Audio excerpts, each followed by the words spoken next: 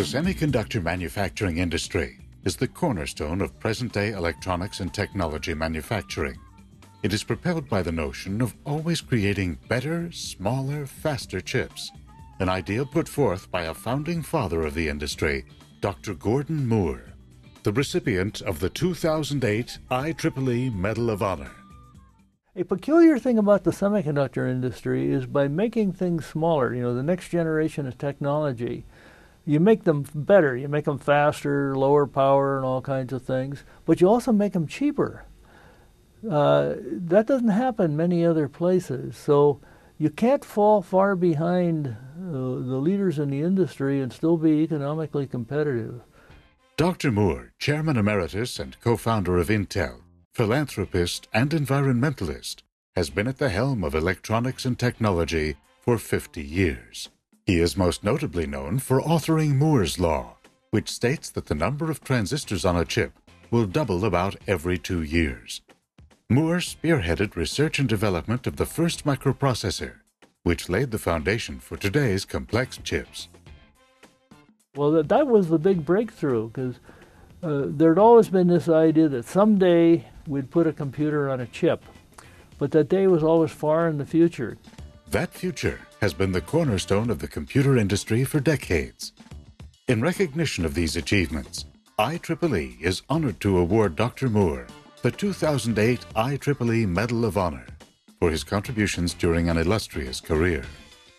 In addition to making predictions for the industry, Dr. Moore co-founded 2 companies, both of which have set standards for innovation. I have to consider the formation and success of Intel as my greatest achievement in the industry. When we started, our goal was survival, to grow big enough that we could be a participant. And Intel has become the largest and most profitable semiconductor company since then. And I like to feel I played a role in that development, and I'm proud of the company and the way it's developed and the way it's continuing to be a major participant in the industry.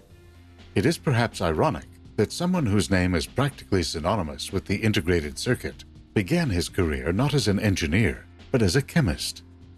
Dr. Moore earned a bachelor's degree in chemistry from the University of California, Berkeley in 1950, and later a PhD in chemistry and physics from the California Institute of Technology. I was a physical chemist, and fortunately I got into the semiconductor industry at a time when the science wasn't well understood. In 1956, Dr. William Shockley started the Shockley Semiconductor Laboratory and invited Dr. Moore to join him in Mountain View, California. What he wanted to do really struck my fancy. He was after making a very practical device, a silicon transistor, and it looked like it could use some of the skills I had developed as a chemist. I knew absolutely nothing about semiconductors or electronics in general, but that wasn't a requirement at that time. There were many other things that still had to be solved where my background did fit. A year later, Dr. Moore was part of the traitorous 8 who quit Shockley Labs to co-found Fairchild Semiconductor. They developed the planar transistor, the planar process which laid the foundation for the first practical integrated circuits on wafers. Fairchild went on to be a leader in the world of integrated circuits. In 1968, Dr. Moore and Robert Noyce left Fairchild to start a new company, initially named NM Electronics. It grew to be the world's largest semiconductor company, a company that we know today as Intel, short for Integrated Electronics. At first, they focused on semiconductor memory, and their first success came in the form of I-1103 DRAM. Intel later followed with the EEPROM, the first erasable programmable memory device, but it was in 1969 that opportunity came knocking at Intel. Nippon Calculating Machine Corporation approached Intel to design multiple custom chips for its new Busicom 141PF printing calculator. They had designed on paper, I think it was 13 different chips all quite complex, that they wanted to find a semiconductor company to make. We looked at that, and we were very interested in doing the calculator, but we didn't have an engineering team big enough to even think of tackling the design in silicon of the 13 chips. But one of our guys, who we had hired, who had a fair amount of systems experience, said, gee, I think we can do all of these calculators with a general purpose computer architecture, and it shouldn't be more complex than our memory chips. Enter the age of the microprocessor. And in 1971, the programmable chip Intel 4004 became the first general purpose microprocessor on the market. Others in the industry were coming out with the next generations of microprocessors, each one with more components and speed, as Moore had predicted in 1965. Moore had written an internal paper at Fairchild Semiconductor called The Future of Integrated Electronics to forecast the direction of the integrated circuit industry. A year later, a version of this paper was published in the 35th anniversary edition of Electronics magazine with the title Cramming More Components onto Integrated Circuits. In the paper, Moore proposed that the number of components per chip would double every 12 months. In 1975, Moore revised his prediction based on industry growth to a doubling of components every 2 years. Dubbed Moore's Law, this statement became a milestone that any company in the electronics business has to keep up with, or risk losing out to the competition. Moore's Law has influenced not only design, but economics as well. All I was trying to do was get that message across, that by putting more and more stuff on a chip, we're going to make electronics cheaper. I'm not thinking it was going to be precise, but to get the idea across, things are going to get a lot more complicated, and therefore electronics are going to get cheaper. And instead of the 10 doublings I'd predicted, I think we only got 9, but it was close enough that somebody dubbed this Moore's Law. Now, I changed it in 1975 because we were losing one of the factors that had allowed us to increase it that fast, and I said, whoops, it's only going to double every 2 years. And it turns out I was a little pessimistic on that one. We beat the 2 years. But this exponential expansion of complexity was originally Moore's Law. But everything now that grows exponentially is blamed on Moore's Law, so I'm happy to take credit for all of it. Dr. Moore received the National Medal of Technology in 1990, and in 2002 received the Presidential Medal of Freedom, the nation's highest civilian honor. But his achievements do not stop with the electronics industry. Moore is an innovator in business management as well. Communication is so important up and down an organization. You get it easiest by having a fairly flat social organization, even if it's hierarchical on a chart. For example, no reserved parking places. If you want to park close to the building, you get to work early. We had a short period where we built a new building and had enclosed offices for the professional staff.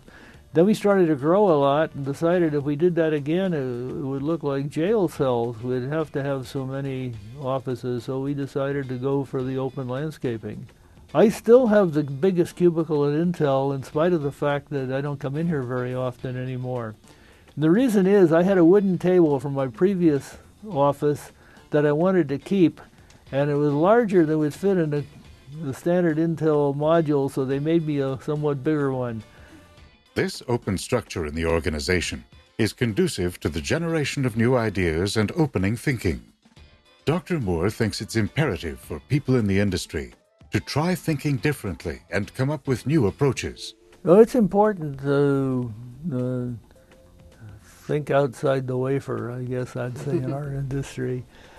The industry is founded upon creative contributions by a variety of people. And both the creativity and the channeling of the creativity in practical directions proves to be important. Dr. Moore would like to extend that advice to young engineers eager to make their own mark on the industry, following a well-founded education. The only way you learn the new things is by having a very strong basis of the simplest things. And it is an appreciation of the simple things that is at the core of the Moore Foundation, a philanthropic organization established by Dr. Moore and his wife of 58 years, Betty. Since 2000, the Moore Foundation has supported several main areas of interest: environmental conservation, investing in science research, innovation and education, nursing, and the quality of life in the San Francisco Bay Area, where both Dr. and Mrs. Moore grew up. I was fortunate to be able to set up a foundation to give back to society some of the things that I'd been fortunate enough to acquire. Avid outdoors enthusiasts, the Moores have traveled to many remote places which are now under threat of land development. The Moore Foundation is one way they can help save these endangered lands. I think what got us involved in conservation first was our experience with some relatively remote places. My wife and I like to go fishing, and the best fishing is always someplace where there aren't a lot of people. We started going to Baja California, and it got too civilized for us, so we moved on to Central America and so forth in our fishing. But what we found is a place that was remote and natural one year would be high-rise hotels and golf courses a few years later. All of the natural places in the world were changing, and in the process a lot of the things that were there were being destroyed and could never come back. So this got us involved initially in some of the conservation efforts. And of course, over the last several years, the way we're hurting the earth are becoming increasingly apparent, from global warming through loss of species and the changing climate. There are a lot of things that I think we can still have a significant impact on. Another area of impact for the Moore Foundation is supporting innovative scientific research. A foundation can take a much riskier approach than a government agency can in funding things. So we've been able to invest in areas that were exciting, I hope are important, where we've been able to stimulate work and get it going and have other people come in and expand it where we've been successful. Finally, education is another crucial aspect of Dr. Moore's philosophy. Moore's Foundation is actively involved in improving K-12 education in the San Francisco Bay Area. In fact, I think the biggest separation in the U.S. society is between the educated and non-educated, and I think that's going to grow rather than shrink. And this is education at all levels. The U.S. still has the premier high education, the best graduate schools, universities in the world. Our K-12, on the other hand, leaves something to be desired. Today, Dr. Moore spends his time enjoying his hobbies, namely fishing and golf, admitting that the former is more about collecting fishhooks. He still enjoys a new technology, even in the form of gadgets. For example, the Sky Scout that aids his curiosity in astronomy, and a GPS device for golf that calculates the distance to the next hole. But does it improve his game? No, it takes more than that to improve my game, but it speeds up my game. But one game Dr. Moore's always excelled in has been technology. From early chips with 60 components, to the first microprocessor, to the Intel Core 2 Duo with 291 million transistors, the companies Dr. Moore co-founded dominated the world of semiconductors for decades. His legacy, no doubt, will live on for many more.